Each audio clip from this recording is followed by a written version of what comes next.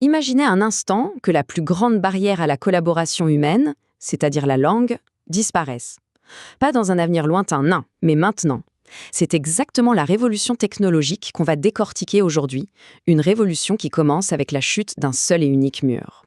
Cette révolution, elle est vraiment sur le point de tout changer dans notre façon de travailler ensemble. Mais alors, quel est le déclencheur? Eh bien, ce n'est pas une technologie hyper complexe ou lointaine, non. C'est une simple mise à jour dans les outils qu'on utilise absolument tous les jours. Et le voilà, le catalyseur. Dans moins d'un an, la traduction audio en temps réel sera intégrée dans nos outils du quotidien, comme Zoom ou Teams. Ça veut dire que la barrière de la langue est sur le point de tomber. Pour de bon. Alors, que se passe-t-il quand cette barrière s'effondre? La conséquence la plus immédiate et la plus profonde, c'est tout simplement la fin des frontières linguistiques dans le monde du travail. Une barrière qui devient, en fait, un incroyable levier. La transformation est radicale. Ce qui était un frein, un obstacle culturel et opérationnel, devient un levier massif. Un levier pour l'inclusion, bien sûr, mais aussi pour la compétitivité mondiale. En clair, le terrain de jeu vient de changer complètement. Concrètement, ça veut dire quoi? Ça veut dire que des équipes peuvent collaborer de manière totalement fluide, qu'elles soient à Paris, à Bangalore ou à Berlin. L'obstacle de la langue disparaît et ça ouvre la voie à une collaboration sans aucune friction. Et cette collaboration sans friction, elle débloque la suite logique. C'est l'émergence soudaine d'un immense vivier de talent qui, jusqu'ici, était en grande partie inaccessible. Pour bien saisir l'échelle de ce dont on parle, prenons un seul exemple, l'Inde. On parle de 850 millions de jeunes. C'est un chiffre colossal. Une démographie massive, talentueuse, qui devient, du jour au lendemain, accessible au marché mondial. Mais attention, le point crucial, ce n'est pas juste la quantité, c'est la qualité.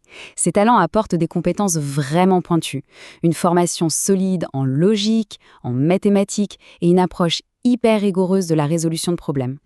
La conclusion de tout ça est à la fois simple et incroyablement puissante. Le code devient vraiment le seul langage universel.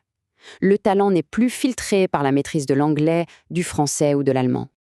D'accord, mais si tout le monde a soudainement accès au même talent, où se trouve le nouvel avantage concurrentiel? Eh bien, la bataille se déplace. Elle ne concerne plus les personnes, mais les systèmes qui les gèrent. Bienvenue sur le nouveau champ de bataille, celui de l'orchestration. Là, on a un changement de paradigme total. Hier, l'avantage, c'était d'avoir le plus de développeurs au coût le plus bas. Demain, il résidera dans l'intelligence et la sécurité des systèmes qui pilotent ces talents. Alors, qu'est-ce que c'est cette fameuse orchestration intelligente?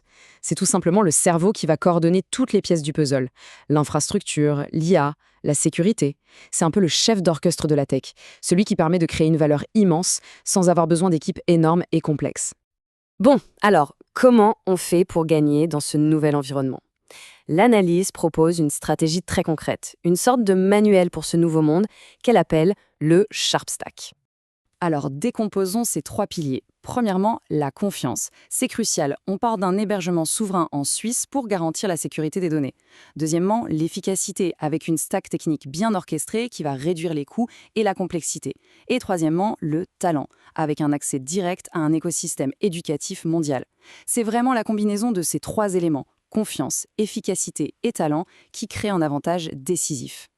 La thèse centrale, et ce qu'il faut vraiment retenir, c'est ça, la valeur se déplace. Elle n'est plus dans l'acte de coder lui-même, mais dans l'intelligence du système qui orchestre ce code.